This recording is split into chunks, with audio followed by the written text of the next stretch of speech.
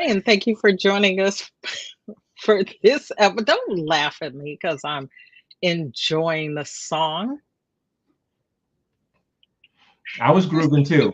I was grooving too. So We're gonna have to we're gonna have to get a new timer music, a new timer with some different music. I think we've been rocking with that one long enough. But anyway, thank you for joining us for this episode of the State of Leadership, Simple and Beyond.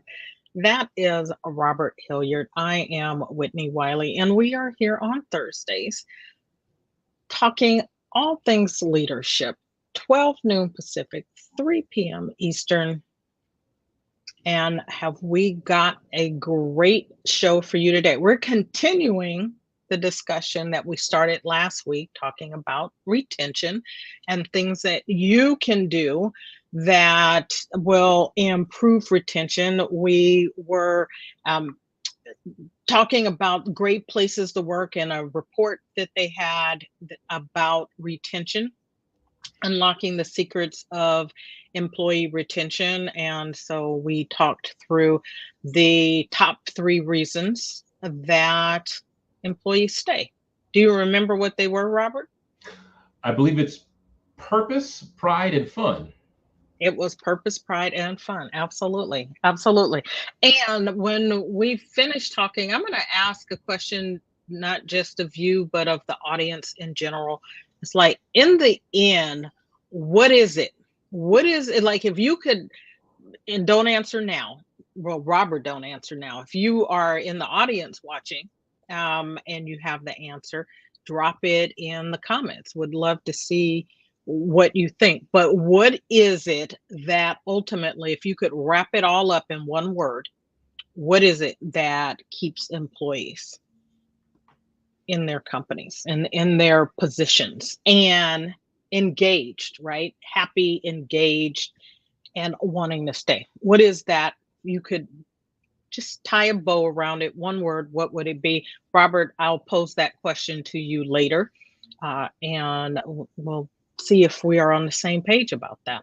I have my ideas, my thoughts, but you know, Okay. we are not the same person. We are not. And Although, while we think alike yeah, in a lot of ways, we are not lockstep on everything, which I think helps to make a good team, right? It keeps us out of groupthink. We should do an episode on groupthink we sometime. should. We should. We should. So put that on the list for after we are done with vacation. By the way, if you are watching this live or you are watching it in um, now as we are recording it, it's still July, and we're going to be taking the month of August off. So do not look for us live in August. You can catch probably replays in August, but we will not be here live. So if you're watching this on replay and you're like, they said they won't be here next week, it could be because you're on replay months from now. So anyway, any lingering thoughts or anything come to you after we finished wrapping up last week's episode that you might want to talk about? No, I just think that I'm always concerned that I leave too many clues. When I start talking about previous employers, I hope I didn't leave too many clues so where people can figure out, oh, he's talking about this place or he's talking about that place. But no, I think that, and I try not to bash anybody because I think that I worked at every place I've worked at has been great in some aspects. Others maybe not so much, but overall I've learned a lot everywhere I've Yeah, worked. So I'm really excited for this because I think this is something that a lot of organizations struggle with, particularly now, finding out what's going to keep people in their organization and how they can have that symbiotic uh, relationship where the people that come to the relationship are getting something out of it and the organization is getting something out of it as well. absolutely. It's funny that you mentioned that about leaving too many clues about past employers. It's probably a little more difficult for me not to do that because I spent so much time um at the last place that I worked. And so if anyone knows me from that time of my life, it would be difficult not to. But as the same as you, I try to be measured in what I say. And what's really interesting is the last couple of days I've been um, trying to get some CLE credits. I'm a lawyer in California, and I desperately need some CLE credits. They used to come very easily in the work that I was doing. In the arena that I was in, I was responsible for the education program, the legal education program. So I was always there. And since I've been gone, they've been a little more challenging to come by. And so this past week, I have immersed myself in quite a number of CLE programs. And yesterday, I actually did two. And one of the two that I was listening to, watching, and listening to, there was someone on the panel who was talking about past work experiences. And every time she said something, I was like, I wonder if I sound, I wonder if I sound like that talking about my past experiences, because the context of what she was talking about sort of lent itself to sharing the not so great experiences. But like you just said, even in those environments, in the cultures where things they may not have been the best, there's something to be learned there. There's something to take away from those experiences. I'm a huge believer in every experience is a learning experience, and so nothing is wasted. And I look at my time in that past work situation where I was there longer than I wanted to be, Mhm. that every day that I was there was giving me something that I actually am using now. So it was, I believe I was there as long as I was, even though at the time I didn't want to be. I was there because I needed to be there to learn the things, to observe the things that I learned and observed. They were extremely helpful when we were in school, right? Those experiences were the things that I wrote about, the context that I put a lot of the lessons that we learned about leadership and team building and organizations in general. That was my lab. It was my lab. And the not just the organization I worked in, but the others that I was um, it, working around, right? The environment I was working around. So not just my employer, but all the other organizations that I had opportunity to observe and be a part of in different ways. When I sat on the committee of bar examiners, when I sat on the board of nonprofits, et cetera, right? That all of those experiences were the lab that I had for the things that I get to share and help my clients with now. It's funny that you say that because I remember someone asking me why I was staying at my last organization, and I said because it's my laboratory. And they graciously allowed me to, and I say that I'm not saying that as a joke or flippantly, allowed me to use all the skills that I had learned in my career. And there were some issues there, of course, but it was a place where I could try new things, and those things were encouraged.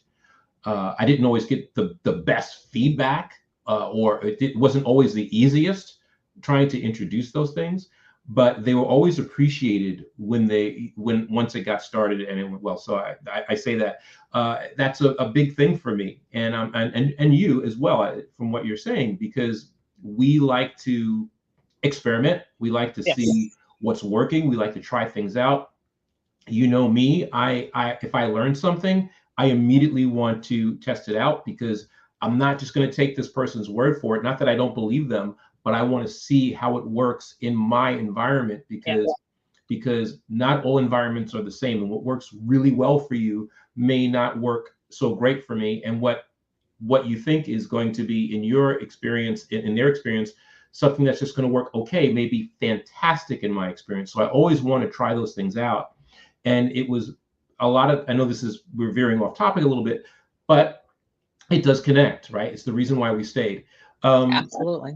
A lot of times the things that people thought, well, this is not going to make a really big impact, but it's going to have some impact in what you're doing. Those were the things that made the biggest impact where I was. So I think it's really important to say that, because even though we're not there anymore, and even though it may not have been the optimal experience for us, we gained something from it. Yes. And as long as you can say that, it was never a waste of time. Because I know some people will think like, well, I wasted X amount of years in this organization because I didn't achieve the status that I wanted or the level that I wanted. But as long as you have a plan and it's moving you forward in that direction, it may not be in the amount that you think, it's always a worthwhile endeavor.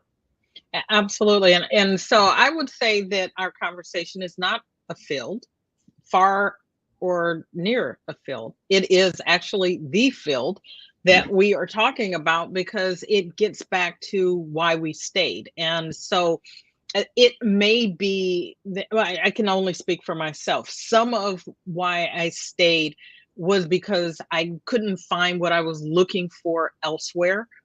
But even that, not finding something elsewhere, led me to a place where I struck out on my own, hung out my own shingle.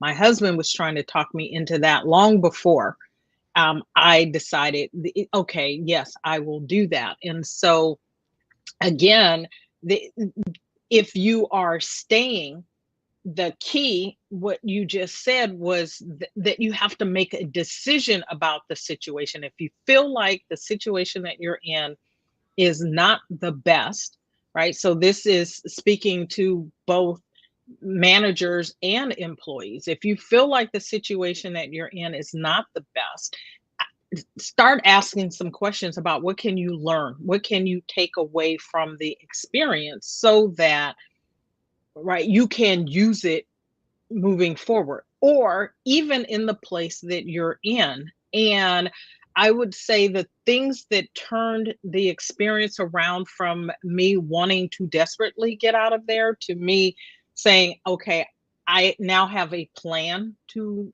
remove myself from this situation, actually included my offering, right? So here, put yourself in my mindset. I'm actually in a place, and this is going to lead into what we're going to talk about in just a second.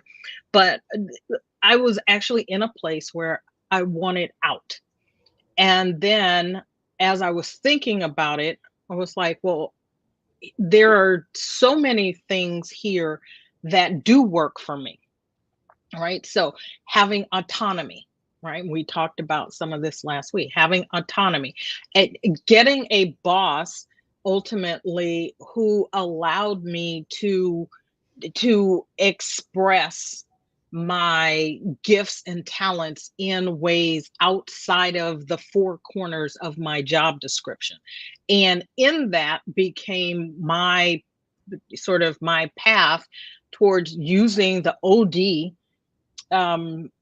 tools that I learned in school, right? I created the training program and an internship program, and I was overseeing, managing the interns that came into that program, right? So there were opportunity. I gave myself more work, sort of in a place that I didn't want to work, but that extra work, the extra things that I was doing, right, were in alignment with what I wanted to do and where I wanted to go. And so, like you said, sort of that laboratory, there was sort of the theoretical laboratory on the one hand, where I look back and say, yeah, I got to observe all these things. Then there was a very practical laboratory of, here are the things that I'm doing. I can now say this, right? And again, before I made the decision to strike out on my own, it's like, well, if I hadn't managed staff in a really long time, so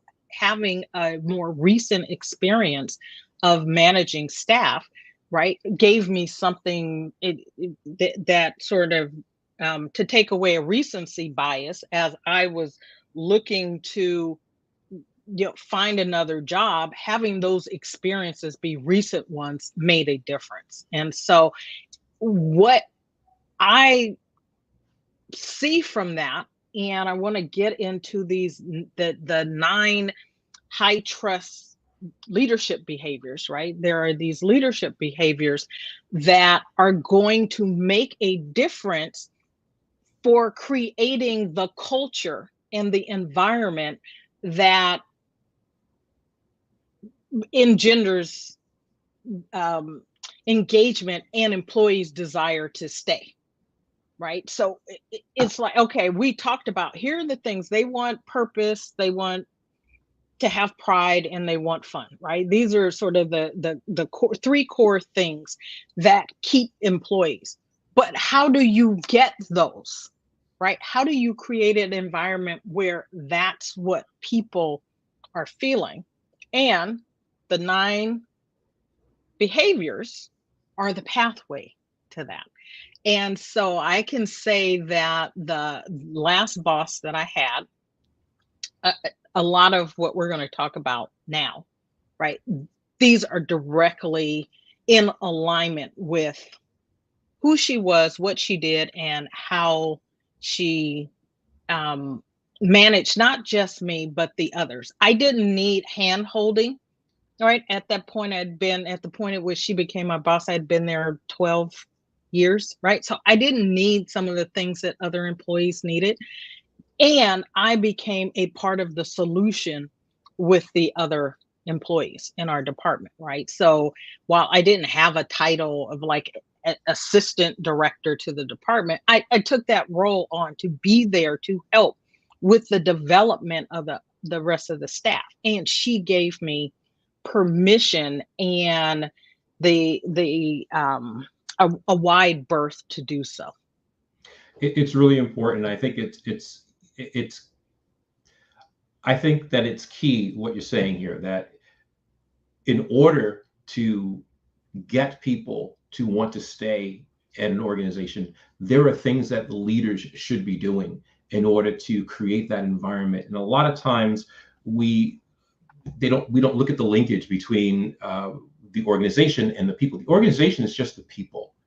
And Right. if people are doing certain things, then it's going to create the culture, and that's something we talk about on the show a lot, that's going to radiate outward, and it's going to do 2 things. It's going to vacuum seal retention inside that organization, and it's going to attract people to Yes. your organization, because those folks are going to be talking about it. If you're good at what you're doing as an organization, you're going to be branding yourself, and we talked about this the last time, so that people will see those things, and it's going to be reflected in all of the things that you do, how you market yourself, how you interview people, how you onboard people, how you train people. It should permeate everything. A lot of organizations don't do it particularly well, but when it's done well, it makes a huge difference.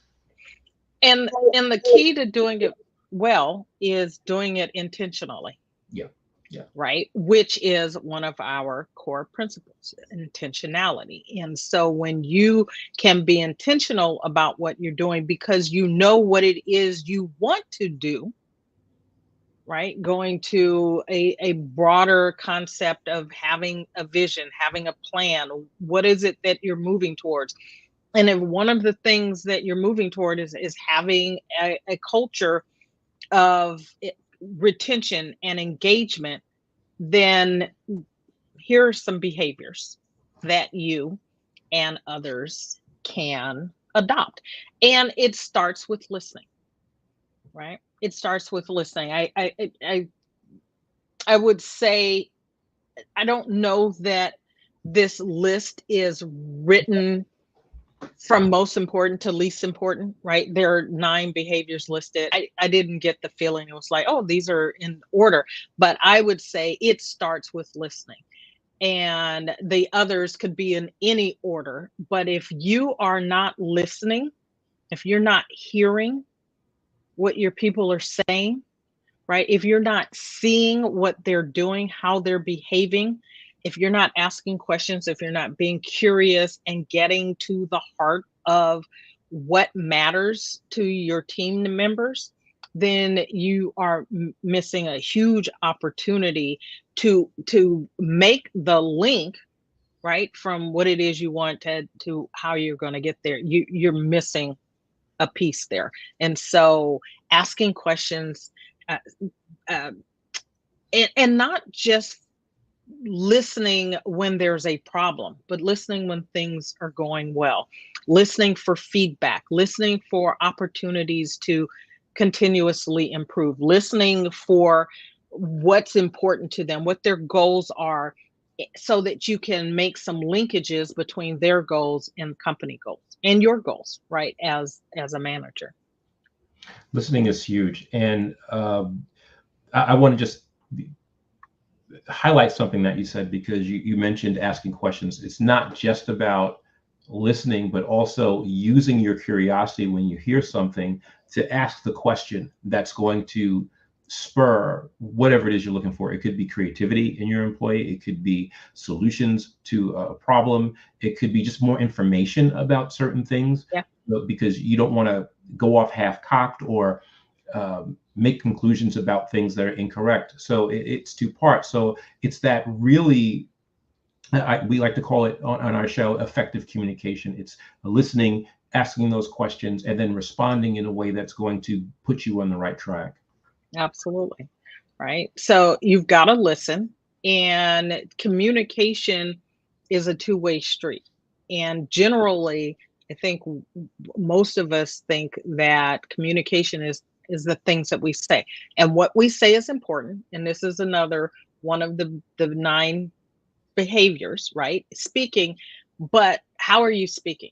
Right? Are you intentional about what you're saying? Are you communicating the speaking side of communication? Because the other side of communication is listening, right? There are communication is multifaceted. There's speaking, there's listening, and then there's making sure that your message is understood, right? So you can talk all day. If no one receives the message and understands what you're saying or believes what you're saying, you've got a problem, right? And so again, this was titled 9 High Trust Leadership Behaviors. So when you're speaking, in order to build trust, you need to be clear. It needs to be open, honest, and transparent communication, speaking, right? You need to be transparent about what you're saying.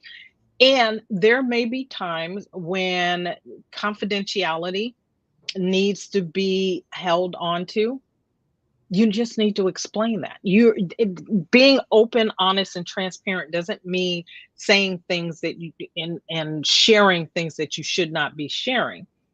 But if you cannot, then explain that. Say, I'm not at liberty, or whatever the words are that resonate with you, but I'm not at liberty to share that at this time. If I am, I will. Here's what I do know. Here's what I can share, right? And it's one of those things that, and I will say this, when, place I worked, we were going through a reorganization. There was a huge feeling from staff that we were not getting all the information. And the fact that I had a backdoor channel to information, and I knew some things from somewhere else, I knew for a fact that we were not getting the full story, right? An honest story. And that goes to whether or not people can trust you. So if you have staff members and they feel like you're not being straightforward and honest with them, it's going to damage your ability to build trust. Can't build trust, right? That goes towards whether or not someone has pride in working.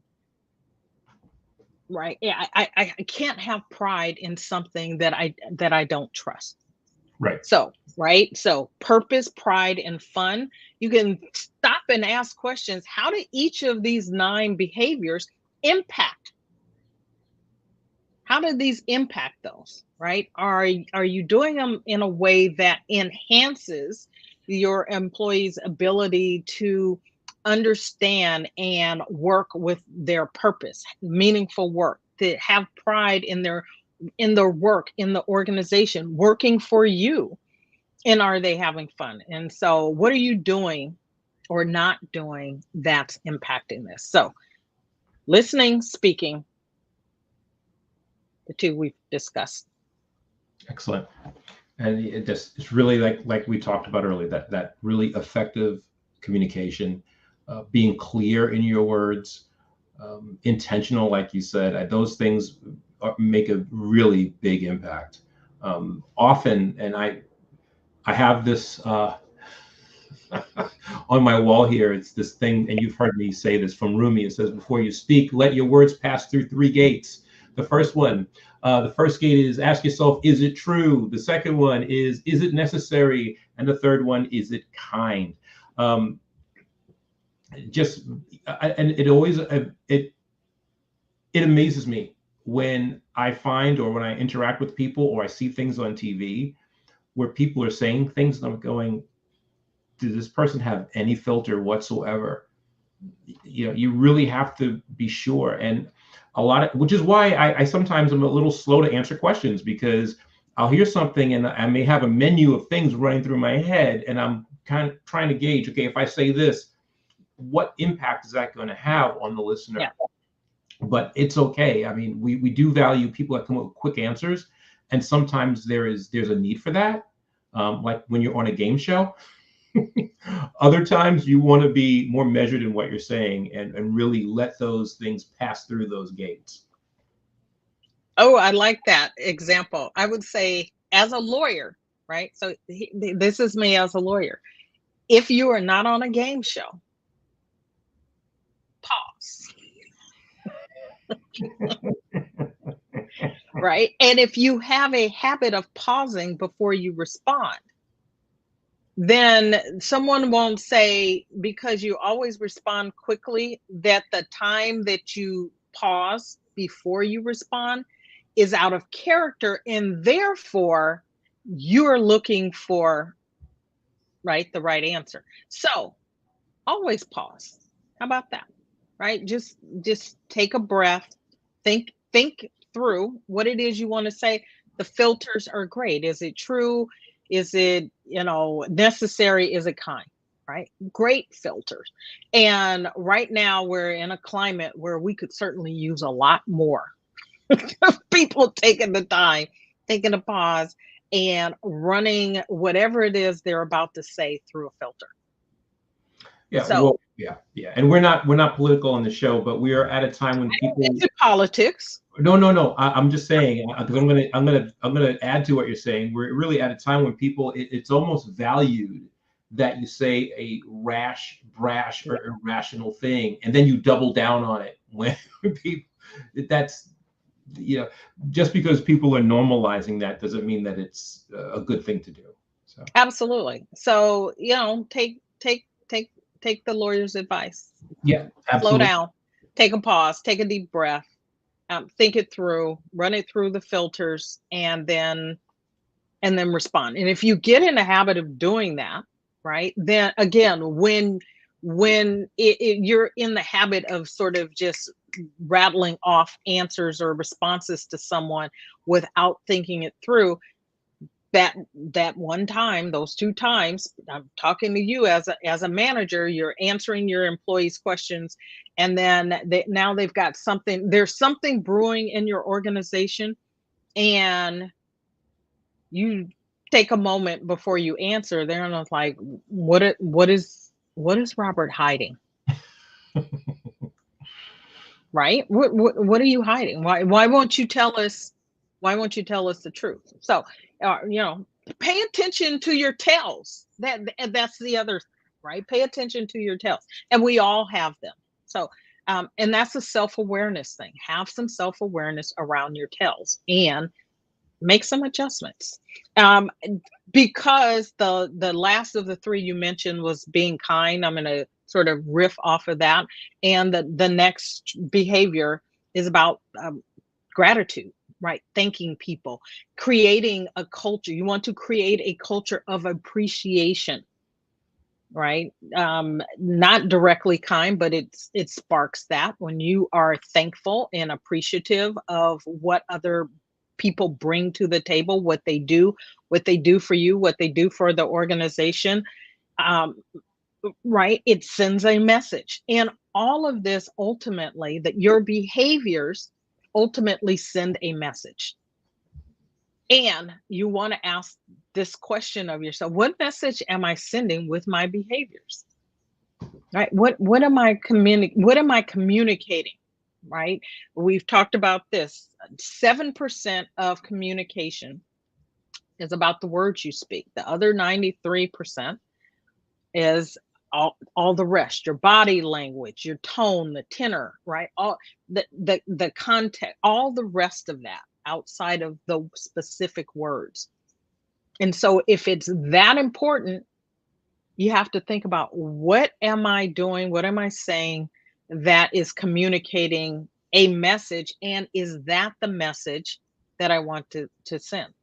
Right. So in addition to, is it true? Is it, kind? Is it necessary? Am I being intentional with it? Yeah. Right. And slowing down and being appreciative, and creating that culture where everyone is appreciative of what other people are doing their part, right? Because every member of your team has a part to play, and everyone's part is different. And when people are doing it, you're able to make beautiful music. Robert's a musician, right? He's been in bands, and playing, impromptu, right? You play some music, it's impromptu, some it's very scripted. But if each person doesn't do their part, you have third grade violin class, which is Oh, painful, which is painful. yeah. Everybody, look, and just because it may sound or feel like a third grade violin class, right, doesn't mean that it can't be better, right? So it's always looking at that, and looking at the things that can be improved when it comes to creating that environment where people want to stay. I think one of the things that, and I mentioned this a lot on the show, one of the things that gets in the way of leaders when it comes to exhibiting certain behaviors is the ego. It's like, why do people need to hear that I appreciate their work? Or they feel like telling somebody or showing gratitude is going to make them look weak or something like that. Not all leaders are like this, of course, but I've worked with some that were very stingy with compliments about work that was well done. Only time they weren't was when it made them look good. When it made them look good, they gave you tons of compliments because you saved their bacon or made them look good or got them out of a jam. But you don't have to wait for those moments to show people that you appreciate what they do. Right. The next one is developing, right? Investing in your people, helping them grow as people, not just workers on your team, right? Not just for them to perform, but as people. As they are better people, they're going to be better employees. And so your development should reflect the totality, the wholeness of who they are. And there are ways that you can do that don't have to cost your company a lot or anything, right? Books are free from the library. So if you read something that will help them as a person, and make a recommendation, have a book club, read some things together as a team, right? That helps all of you grow to as individuals as well as members of your team, and nurture their talents and interests. Again, going back to listening, right? And asking questions. What's important to them? What matters to them? What are their talents? What are their interests? How do those things, them developing those things, help your company? Because it helps them. they're happy, they're engaged, they want to stay, right? That will get you closer to your ROI. Oop, lost Uh-oh. my earphone. Oh no. Now you can only hear half of what I'm saying. I don't know where it went. Oh, I But don't know where it went. I can still hear, for whatever reason, at least at the moment, I can still hear you. So don't do what I do. I drop mine and then I step on them. And so so any thoughts on development? development, I'm going to hold off on that because I think that is huge. And I think that I will say something. It doesn't have to be a big thing. Development, like you said, it doesn't have to be a big thing. You can help people develop at a very measured pace. A lot of times when we think of development, we think of tuition reimbursement and all those other things, but you can help people develop at a very measured pace. Still looking for it? It's gone into the vortex where one of your socks goes. It's in that vortex. But it could be small things. You can start small with development and then build to bigger things. It could be finding out if there's a deficiency in your department, or it could be a job in your department that no one wants to do. Put somebody in charge of that and see if they have interest in that and let them grow, let them do that. For example, in my last job, we had open enrollment for flexible spending. Man, did I hate going out and doing those presentations. But there were some people in the department that loved doing those things. Put them in charge of that. Let them get really good. It's great for their public speaking. It's also going to increase their knowledge about the flexible spending program, the products that are attached to it, to your benefits and things like that. So you're really building that person's skill set up when it comes to those things. And then you can look for other things that they're interested in. And you don't want to just wait until they're interested in it, in those things. Look at that person and see where their strengths and where their deficiencies are, and suggest some things to them. Make it a project for them. So when performance appraisal time comes, you can say, okay, I gave you this project and you did well on it, or maybe you didn't do so well on it. And you can have that conversation. You make it part of that person's overall development within that department, and then you can branch out and see about career growth and things like that. Absolutely, absolutely. Couldn't say that any better. The next one is caring, right? Showing that you care, taking and how do you show someone that you care? It's no different at work than in the other aspects of your life, right? You take the time to understand who they are and what's important to them about their experiences. And so you don't have to be besties. You don't have to go on vacation, right? This is not you having to have dinner or drinks with them every night after work, but taking the time to understand what's going on in their lives, both inside and outside of work, because what happens outside impacts what happens inside. Right. And so just knowing who they are and that you care about what they're going through makes a huge difference. Absolutely. Caring is again one of those things where ego can get in the way and stop you from showing you're caring, but it makes a big difference when people know that you care. I think the flip side of that is, what's the opposite of showing caring is taking people for granted, right? Yeah. Like you thinking they're always going to be there, not recognizing when they do a great job. And then being surprised when you find out that they're going to leave. It almost sounds like a relationship. And that I love to connect these things to personal relationships. It's the same basic thing, like you said. It's like if you don't show your partner that you care, if you always think they're going to be there, and so you just don't, go that extra mile sometimes to show them that you really care and appreciate them, show gratitude, the other principle. You might be wondering why they're leaving. So the same thing happens in work, in the work environment. And if you are doing these things when the time comes, and people are going to leave, right? People are going to leave, and they don't always leave because working for you is bad or working for your organization is bad. So that's not the message we're trying to send.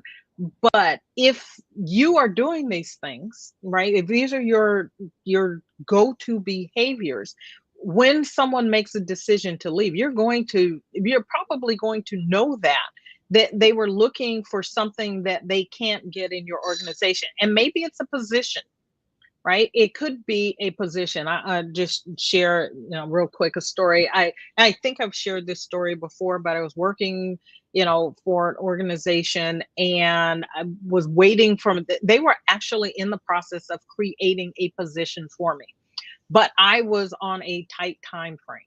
Right. And I was looking out for myself. And the point at which they went through all the things that needed to be gone through, and they got the position approved and were able to actually bring me on in that position, I was already somewhere else because I didn't have the luxury of waiting 6 months, 9 months, right? The state governments move very slowly.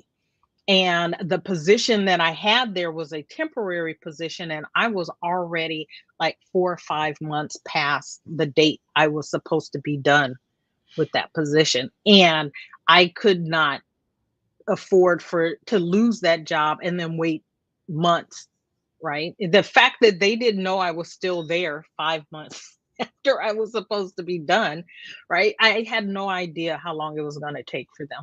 But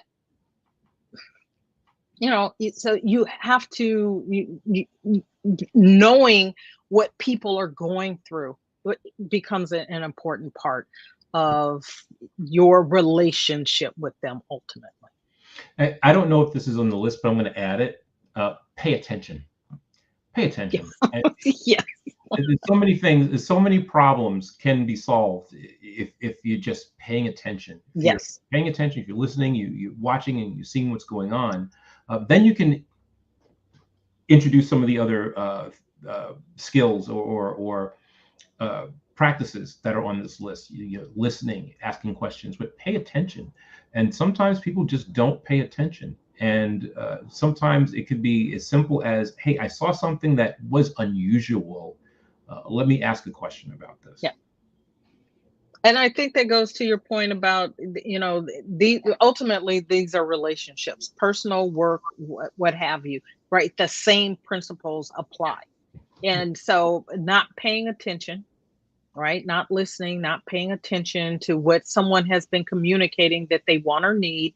And at some point they'll say, okay, I'm not getting what I want or need here. I'm going to move on. And again, that's not necessarily in a negative connotation. It could be that I was going to share the story that there just isn't a position here, right? I worked in places sometimes when they're small enough that there just isn't somewhere else to go. And that particular experience, there was nowhere else for me to go until they created the position. And so I loved working there. I would have loved to have stayed there. There was going to be, once I got in permanently, there were going to be other opportunities, but I didn't have the luxury at the time. So I took another position. And of course, not long after I took that position, I get word, oh, it's been approved. And I was like, well, I'm already somewhere else, right? So just, you do what you can. The next one is sharing. And it's sharing all kinds of things, right? It's sharing, particularly in private companies, publicly traded companies, private companies where there are profits and bonuses to be had, opportunities for compensation. This may not apply in every working situation, but in the ones that they do, share the bounty, right? Sharing the bounty. If your employees feel like it's only at the top, it's not trickling down, it's not being shared, you're going to create problems for yourself. Yeah, I remember this. It's so funny the thoughts that jump into my head when you start talking about these things. I remember early in my career, I was working in an organization, and it was very it was made very public information that the person that was in charge of our group had bought a brand new BMW with their bonus. And I remember where the desk where I was sitting, every day around 3 p.m., the sun came through that window and baked the left side of my face. And I remember saying, hey, look, can we just get a shade? It's something to block that. And the person looked me in the face and said, we don't have money to do that. And I wanted to say, you just bought a brand new car with your bonus. You can't buy a $40 shade to stop me from getting skin cancer. I remember thinking, I gotta leave this place. So many things on this list we're not done there. No listening, no gratitude, no thanking for what you're not caring, right? And definitely the not sharing part. Yeah. The next one is celebrating, and we're big on this here, right? You should be celebrating the big things and the little things, right? When people do something that brings great value to your organization, for a customer, for a client, for your constituents, when they go above and beyond, right? Celebrating. If they do something in their outside world, right? Celebrate. And when I was still employed, I want to say the timing of the very first book that I was a part of, right? That there was acknowledgement and some celebrating. It had nothing to do with work, but celebrating, right? So, but you can't know those things if you don't know your people. Right. Right. If you don't know what they're doing, what they're interested in, and the kinds of things, experiences they're having. Again, going back to listening and caring and the development and what they're doing in and outside of work. You can't celebrate those things if you don't know about them. I think that's great. Another behavior is to be inspirational, right? Being an example, showing employees how their work relates to the company's bigger purpose and goals, and inspiring them to continue doing what they're doing, because what they're doing matters, right? That's how you're inspiring people, by tapping into their motivation. But you can't do that if you don't know what motivates them. You don't know what inspires them. So again, listening, having conversations, getting to know people, showing that you care, developing them, all of these things, none of these things are in a vacuum.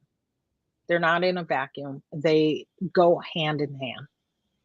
Yeah, I totally agree. So I wasn't counting. What number is that? That's number 8. We've got one more. Let's hear it. Okay.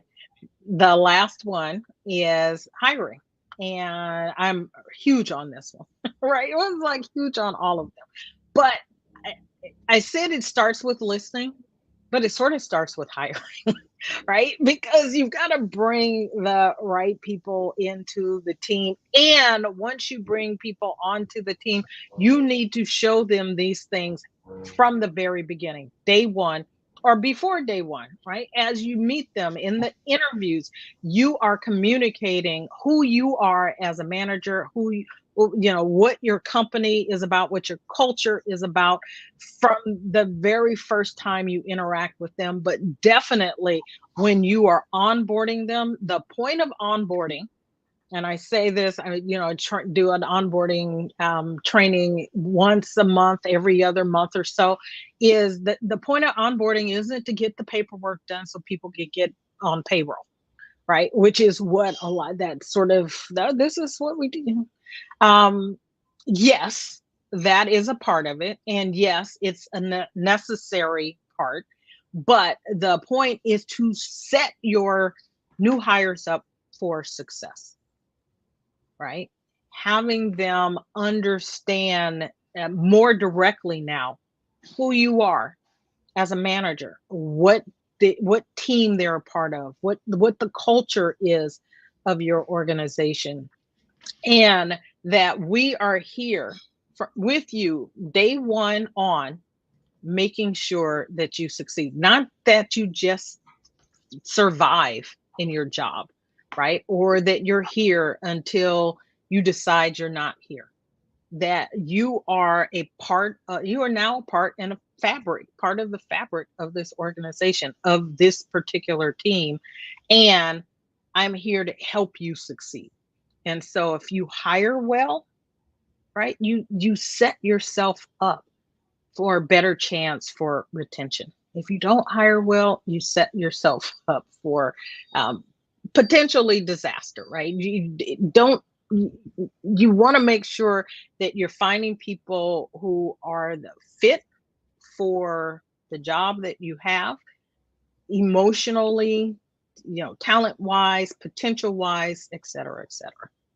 I agree with those, and especially that last one. I think that with hiring, though, I added, I made a note and foster team building and togetherness, because once you get somebody onboarded, they should feel like they are a part. It may take some time, of course, before they're integrated, but they should feel like they're a part of the team and that they belong there. So, team building, togetherness, and belonging.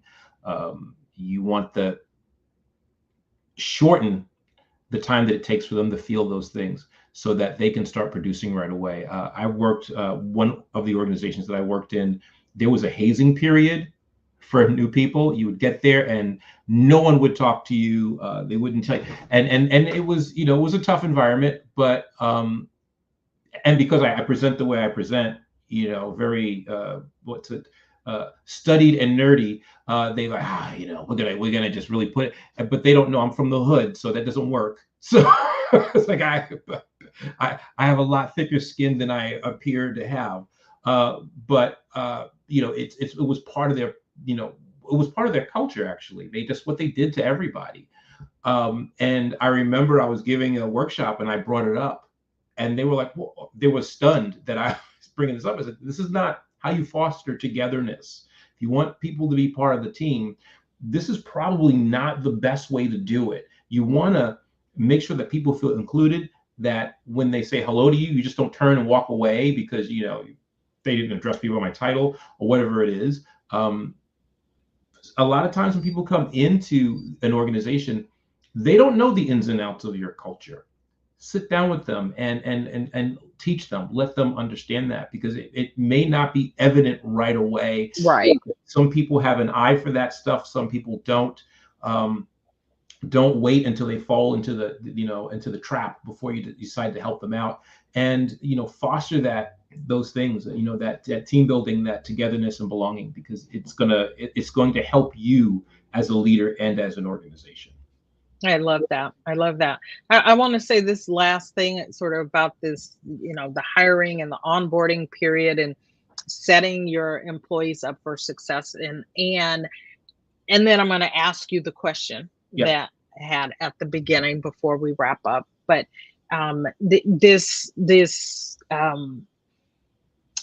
letting them know that you want them there, feeling welcomed, right? That you've been waiting in anticipation of them starting, not just so that the work gets done, right? So that while there was a vacancy, you're coming in and taking off the plate, the extra work people have been doing while there was a vacancy, but that you really are valuing them. And some of the things that you do that indicate this, and this seems like a no-brainer, but I hear story after story where this is not the case. People show up on their first day, they don't have passwords, their computers are not ready, the phone or whatever devices that they need are not there, the office isn't clean and set up and waiting for, right? All of those things send a message. And if the message that you're sending is that we forgot you were coming, but here's your space, go get to work, right? Then you can do that. If the message that you want to send is that you care about them, right? That you're setting them up for success, then you want to show that you have thought those things through. And a simple checklist of the things that need to be ready to go on that day, right? I could think of a situation. I had to wait hours for someone to come and set me up with passwords for a computer and voicemail, right? It shouldn't take that. I had a client who told a story. When she got there, she had to clean the office that she took over because the person who had the job left it in a mess, and no one took the time in between to do something about that, right? It sends a message. She didn't stay very long, No. by the way. She was like, I'm not, because it sent a message. So think about, again, being intentional, thinking about what you're doing, how you're doing it, why you're doing it. And if you need to, put yourself in the position of that person and say, what would I want or need to feel that I was being supported and that I was wanted and welcome here? And then double it. I totally agree with that. I totally agree with that. All right. So I want to ask this question. And so when you think of what we talked about today, what we talked about last week, what one word sort of encapsulates what it is that we are trying to get to or tap into with employees in order for retention to be on the path? For myself? Yes. Yeah, for yourself. Growth. That's the word. Okay. Growth. Okay. I could get with that, right? I think growth is absolutely an important thing. What I was thinking was emotion, right? That we want to tap into an emotion, right? Sales happen through emotion, tapping into people's emotion. That's what gets people to take action. And so all of the things that we've been talking about elicit some emotion in your people, and that emotion is going to get them to either stay or go. So tap into the emotions that get them to stay. Absolutely. Right. And definitely I can see growth is a part of that, right? Making sure that they feel like they have opportunity to learn, to grow. And right now I feel like you care about me, right? And that's the emotion, that I feel wanted, appreciated, all of that. And okay, I'm gonna work with that moving forward. And they can go hand in hand, because if somebody grows, they're gonna feel those positive emotions. If somebody feels Absolutely emotions, they're going to want to grow too. So they feed off of each other. Absolutely. All of it, like I said, none of these things exist in a vacuum. Right. Right. None of this exists in a vacuum. So we are at the end of the second of our two parts. I just want to remind you again, we are taking the month of August off. So if you are watching this and then you go, oh, this is the first time you're like, oh, I'm going to show up next Thursday in August, don't. We won't be here live. I probably will run encores, but we won't be here live during the month of August. But if someone wanted to reach out to you, Robert, in the month of August and wanted to work with you, how would they do that? They can reach out to me by emailing me at inspireme@roberthilliardcoaching.com, or they can go to the website, Robert Hilliard Coaching, fill out that discovery form, and that comes straight to me. Let me know what goals you have for yourself, what challenges you're experiencing. We can set up a discovery call, and we can decide whether or not we'd be a good fit for each other and go from there. Awesome. And if you'd like to reach out to me so that you can tap into the emotions that you have about whether to stay or whether to go or to grow or try something new, shiftingintoaction.now.site, shiftingintoaction.now.site, and you can complete the form there and book a strategy call with me, and we can go from there. So again, thank you Thank you for being a part of our community. This, I believe, in 3 years, right? We take this when we come back, we will start year 4 of our podcast, video casts, whatever we're calling this. And we want to just thank you. Thank you for being a part. If you are interested in being a guest, please reach out to Robert or I. If you are interested in us covering a particular topic, please reach out. Over the course of August, we'll be looking at planning for the next season and the shows coming up through the rest of the year, the themes that we'll be covering, etc. And we would love to take into account, we would like to listen to you and take into account the things that are important to you. So with that, we want to thank you and enjoy the rest of the summer. Take care. Bye now.